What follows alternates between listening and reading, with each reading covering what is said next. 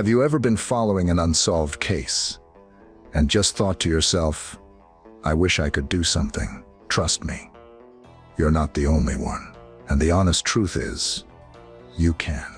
In this video, I'm going to walk you through how you can ethically and effectively investigate a true crime case, all from your own home. By the time we're done here, you'll have a solid framework for how to organize evidence, analyze information, and maybe, just maybe, help crack a real cold case.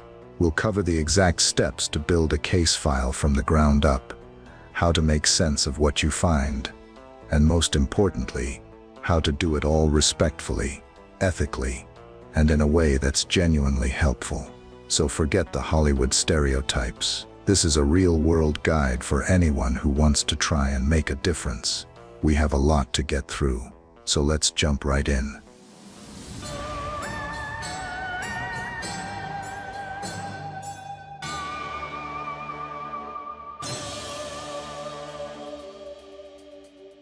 Section 1. The first principle, an ethical foundation. Before we even think about opening a file or typing a search, we have to talk about the single most important part of this whole thing, our ethical foundation. This isn't a game. These are real people, real families, and real tragedies. Our desire to help can never come at the expense of their dignity and privacy. This is the absolute bedrock of responsible investigation. Every single thing you do has to be filtered through this lens first.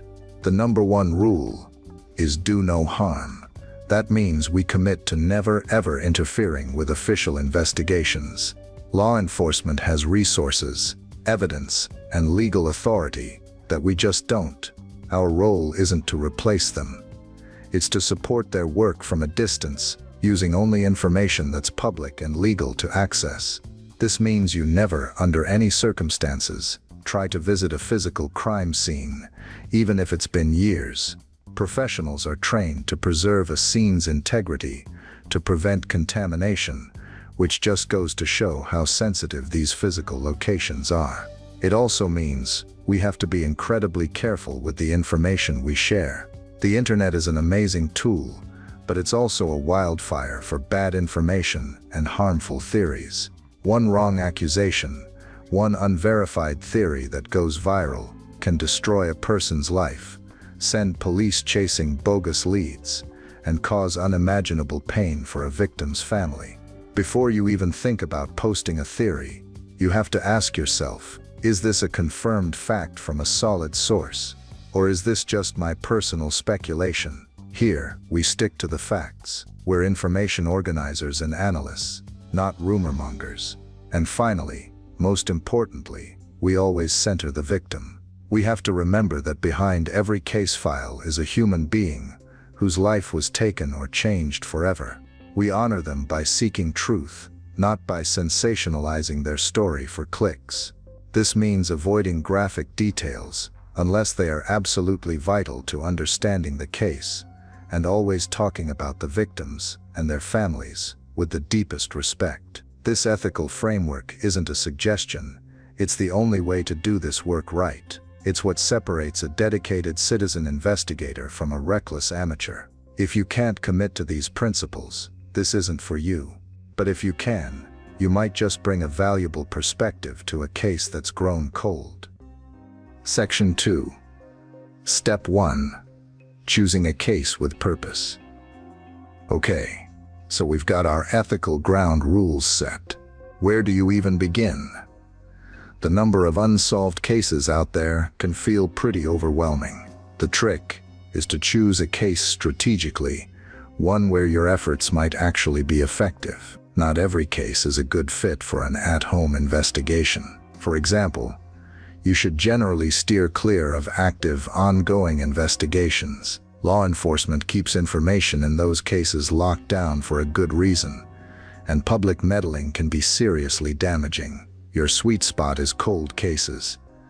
These are cases where the initial investigation has wrapped up without an answer, and there haven't been any new solid leads for a while. In these situations, Information is often easier to find, and a fresh pair of eyes can be a genuine asset. Sometimes, law enforcement agencies are even more open to public help on cases that have been stalled for years. So, where do you find them? A fantastic place to start is with public databases. The National Missing and Unidentified Persons System, or NAMUS, is an invaluable resource from the Department of Justice. It's a national database for missing, unidentified, and unclaimed persons cases. You can search by location, date, and other details. Just exploring NAMUS gives you a sense of the scale of the problem and provides structured case info that's a perfect launchpad for your research. Local and state police department websites are another goldmine. Many agencies have a cold case or unsolved homicide section,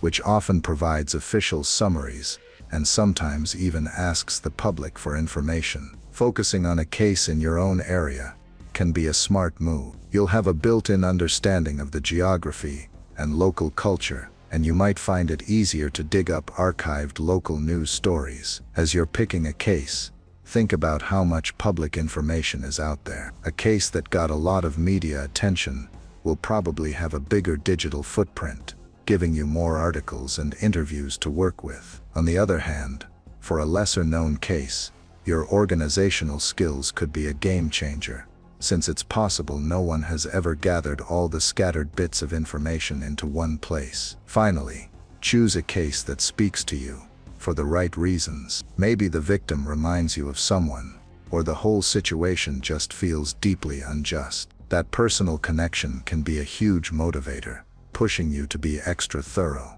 But also, be very aware of your own mental health. These stories are heavy. You have to be able to step back and take breaks. Pick a case you can research with passion, but not one that will swallow you whole. The goal is to be a sustained, objective asset, and that requires taking care of yourself too. Section 3. Step 2. The art of information gathering. Once you've picked a case, it's time to gather every single piece of publicly and legally available information you can find. This is the bedrock of your entire investigation. Think of yourself as an information architect, building the structure that all your analysis will stand on. This process is often called open source intelligence, or OSINT, which is just a fancy term for collecting data from open sources to produce useful intelligence. Your best friend here is your search engine. But don't just type in the victim's name and call it a day. You've got to be systematic. Use advanced search operators to narrow your results.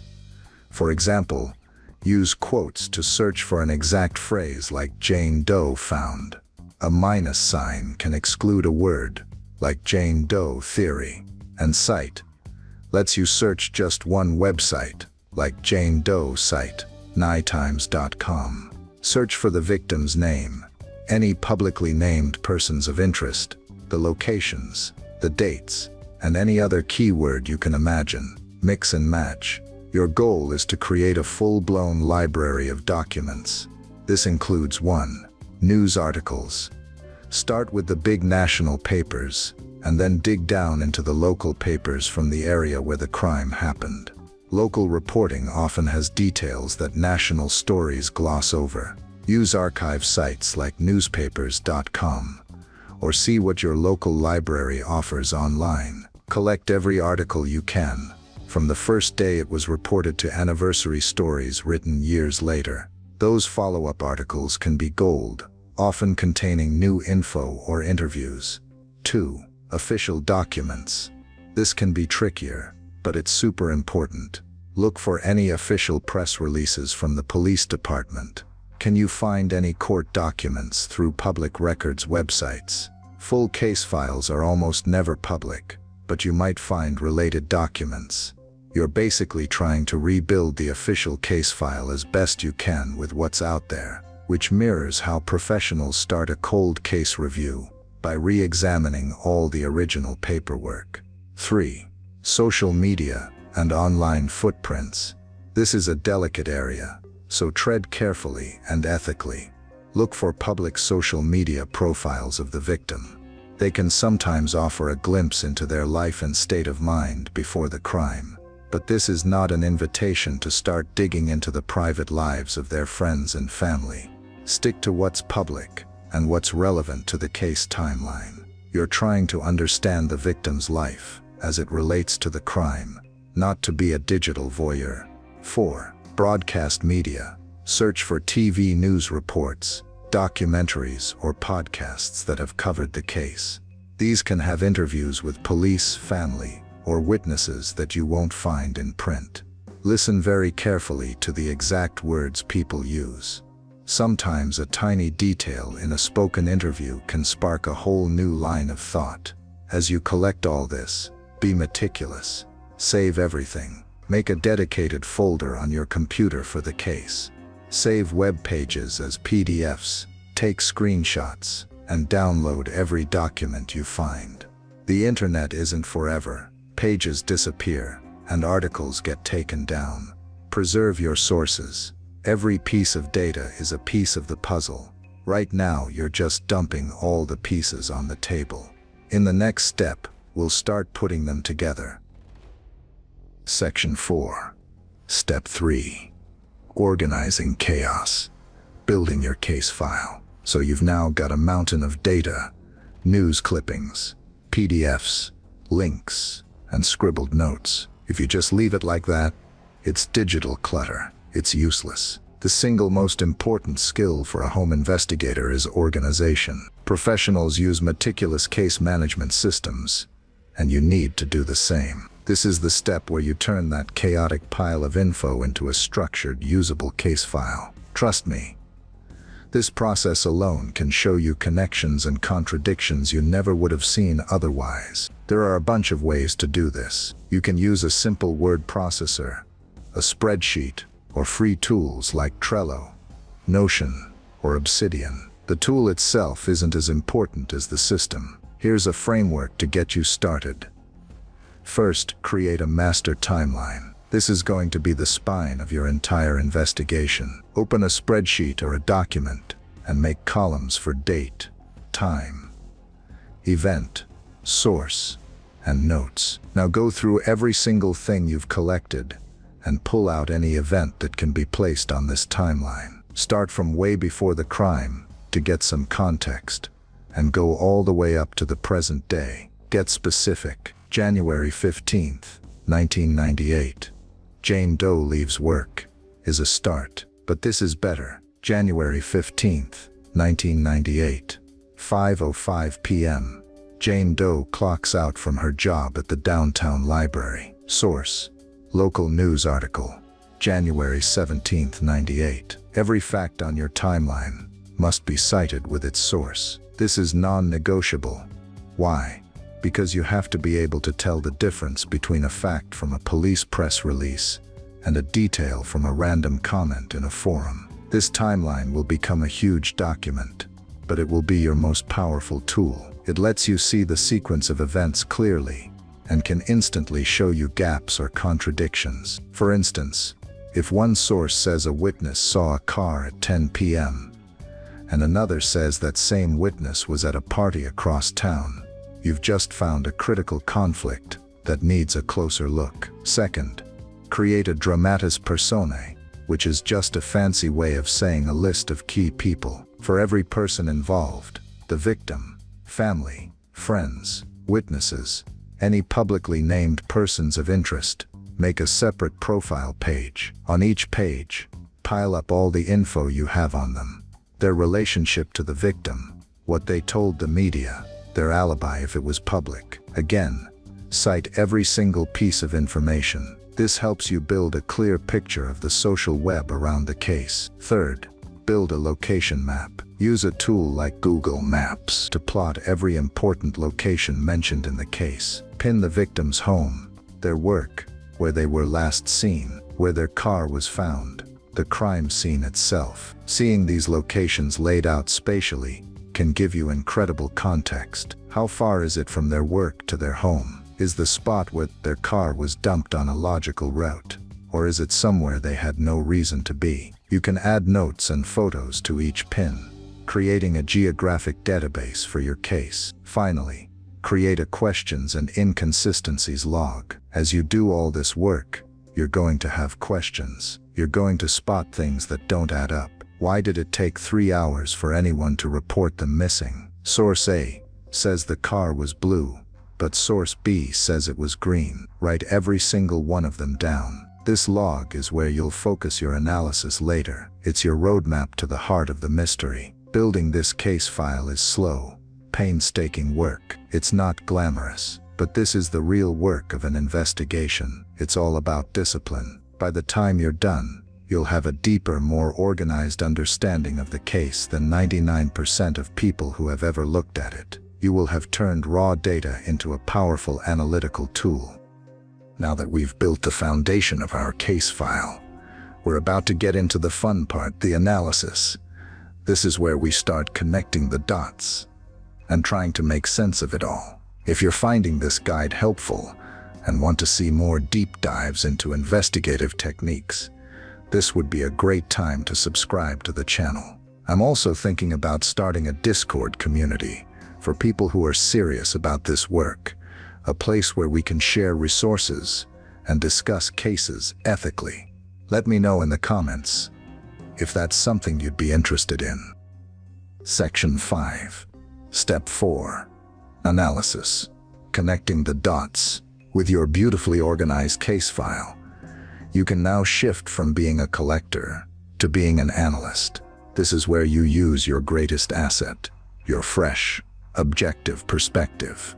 You're not tied to the initial assumptions that might have steered the original investigation.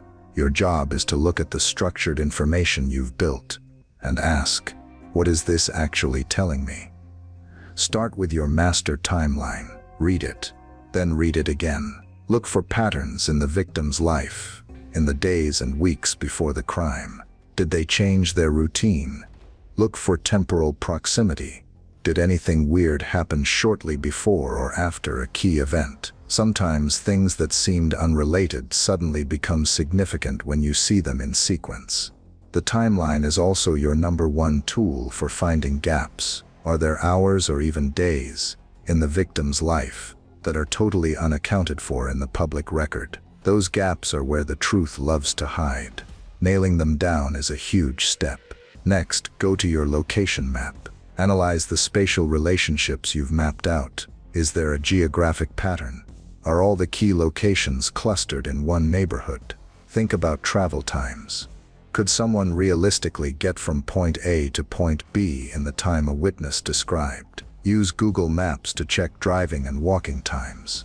An alibi that sounds fine on paper can completely fall apart when you look at the geography. Cross-reference everything. This is absolutely critical. Take a statement from one news article and hold it up against a statement from another. Compare a witness account to your timeline. This is how you use that questions and inconsistencies log. When you find a discrepancy, a different colored car, a conflicting time, don't just note it. Dig deeper. Try to trace each piece of conflicting info back to its original source. Is one source more reliable than the other? A direct quote from a police spokesperson is usually more credible than a third-hand account on a forum. The goal is to either resolve the inconsistency, or if you can't, to flag it as a key unanswered question. This is also where you can think about forensic possibilities, but from an informed layman's perspective. You're not a forensic scientist, but you can be aware of what's possible. Research the advances in forensic tech that have happened since the crime.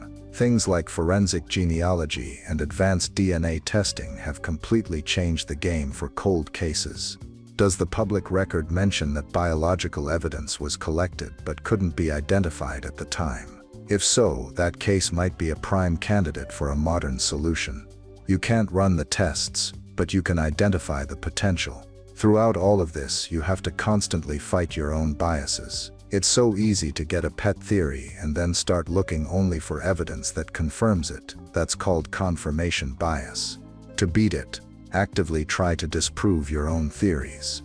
If you think a certain person did it, build the strongest possible case for why they couldn't have. If that case turns out to be weak, your theory gets stronger. But if it's a strong case, you need to rethink things. Your job isn't to build a case against one person. It's to follow the evidence wherever it leads, even if it leads somewhere you never expected. Section 6. Step 5.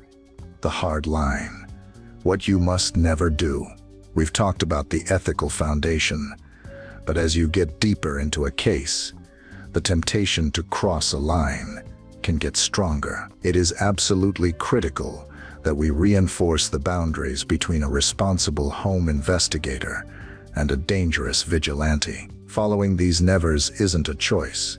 It's your duty to the case, to the victims, and to the justice system. First, you must never contact anyone directly involved in the case.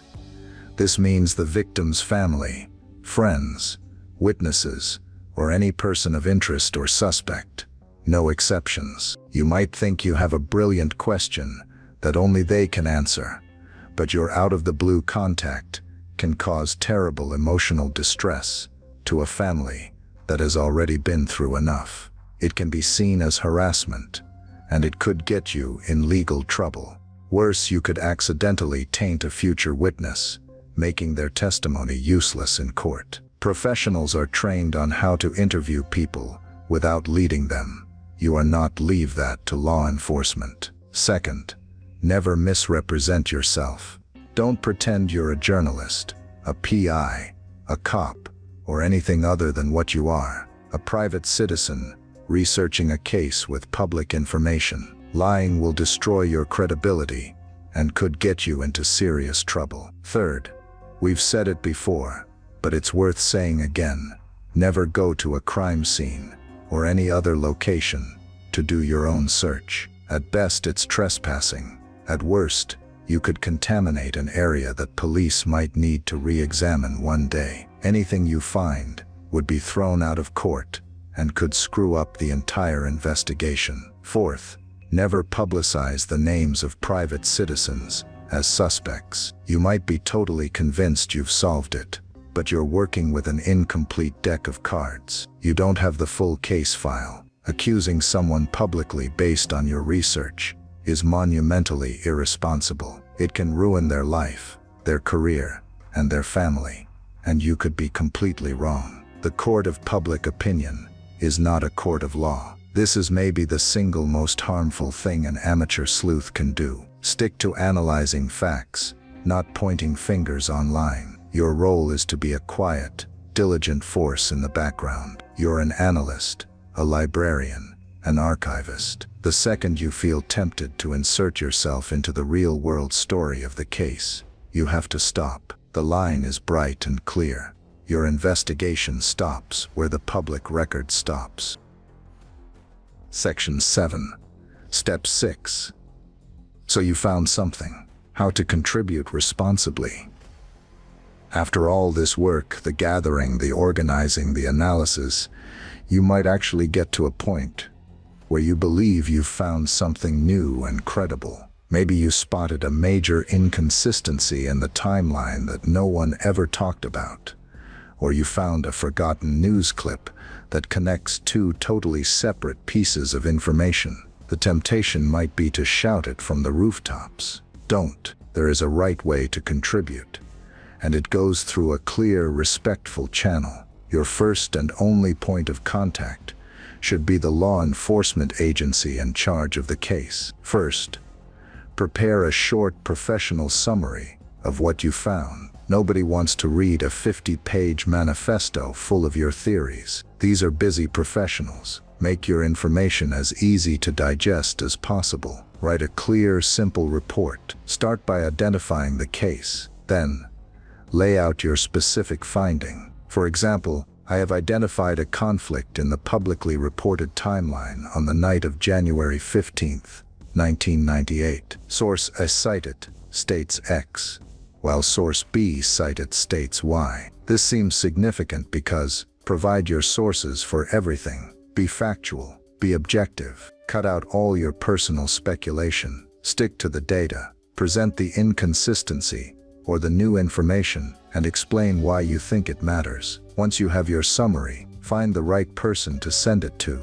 Go to the website for the police or sheriff's department. Look for a general tip line, an email for their cold case unit, or a specific detective, if that info is public. Some places also partner with organizations like Crime Stoppers, which lets you report things anonymously. Use these official channels. Submit your information once. Don't spam the agency. They have your tip, and if they think it's credible and useful, they'll follow up on it. You have to accept that you will probably never hear back. Their investigations are confidential. Your job was to pass the baton, not to run the rest of the race. The satisfaction has to come from knowing you did your part, that you did diligent, ethical work, and provided a well-researched tip in a responsible way. For a home investigator, that is the definition of success.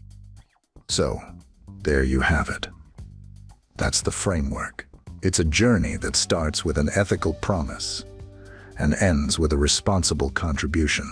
It's a process that demands discipline, patience, and a profound respect for the truth. From choosing a case with purpose, to meticulously gathering and organizing information, to analyzing that data with a critical eye, you now have the tools to do this work well. You know the hard lines you can never cross, and you know the right way to share what you find. The reality is, while it's rare, citizen investigators have provided the tips that have blown cold cases wide open. Your unique perspective, your ability to pour hundreds of hours into a single case, and your skill with digital tools are all incredibly powerful assets. You really can make a difference. This isn't about finding glory or being a hero. It's about the quiet, dedicated search for answers.